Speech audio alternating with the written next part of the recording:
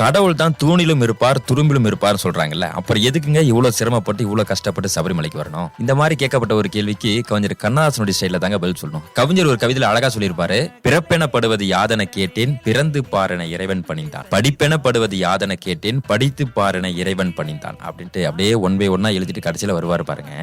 இறப்பின் பின்னது யாதன கேட்டேன் இறந்து பாருன இறைவன் பணிந்தான், ஒன்றை அனுபவித்தேதான் அறிவது வாழ்க்கை எனில் ஆண்டவனே நீ ஏன் என்று நான் கேட்டேன், அதற்கு ஆண்டவன் சற்றே அருகே வந்து அனுபவம் என்பதே நான் தான் என்றான் அப்படின்னு முடிச்சிருப்பாரு அந்த கவிதையை.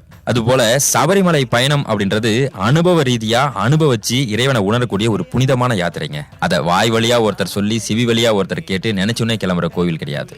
இறைவன் என்பவரை அனுபவித்தே உணர வேண்டிய உன்னத தெய்வம் என்றால் அது கலியுக வரதன் கானகவாசன் ஐயப்பன் தான். சுவாமியே சரணம் ஐயப்பா.